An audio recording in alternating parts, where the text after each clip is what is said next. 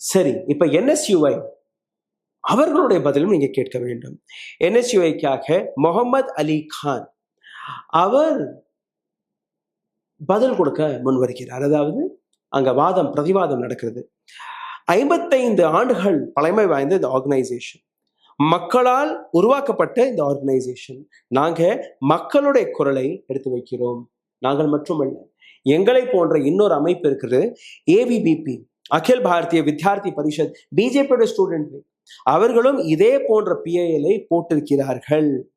அப்போ டெல்லி கோர்ட்ல, ஹைகோர்ட்ல மாணவ அமைப்புகள் அவர்கள் இது போன்ற போராட்டங்கள், இது போன்ற கேள்விகள், இது போன்ற வழக்குகளை போடுவதற்கான முழு அதிகாரம் இருக்கு. அடுத்த ஹியரிங் ஜூன் 12 நடக்க போகிறது. ஆனால் இந்த இடத்துல நீங்க பார்த்தீர்கள்னா, NSUI has told the court that students whose answer sheets were missing, blurred or evaluated incorrectly should be given compulsory marks. Compensation அவங்களுக்கு கிடைக்கவே, காம்பன்சேஷன் வழியாக அந்த மார்க்ஸ், அதாவது இது உங்களுடைய மிஸ்டேக், உங்களுடைய சிஸ்டம் மிஸ்டேக். பிளர்ட் ஸ்கேன் நடந்திருக்கு, ஆன்சர் ஷீட் தவறாக இருக்கு, அல்ல ஆன்சர் ஷீட் முழுமையாக ஸ்கேன் ஆகவில்லை, இது யாருடைய தவறு? உங்களுடைய தவறு. அப்ப நீங்கள் தான் அதற்கான பொறுப்பை எடுத்துக்கொள்ள வேண்டும்.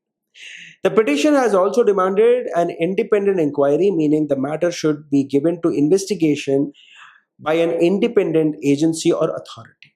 ஒரு இண்டிபெண்டாக யாருக்குமே ஒரு நடுநிலையில் இருக்கக்கூடிய ஏஜென்சி அல்ல அத்தாரிட்டிக்கு அதற்கான ஆய்விற்கான பெர்மிஷனை கோர்ட் கொடுக்க வேண்டும். The petition has also stated that in case where students have doubts about the scanner or scan sheets, manually rechecking and physically verification should be done. இப்போ என்ன நடக்கிறது? அந்த ரீசெக்கிங் ப்ராசஸும் அதே போன்று ஆன்லைன் வழியாக தான் நடக்கிறது. இப்போ காங்கிரஸ் இந்த NSU என்ன கேட்டிருக்கார்கள்னா, அந்த ஆன்சர் ஷீட்டை ஒரு டீச்சர் மேனுவலாக கையில் எடுத்த அந்த ஆன்சர் ஷீட்ஸ்களை பார்க்க வேண்டும், திருத்த வேண்டும் என்கிற விஷயம்.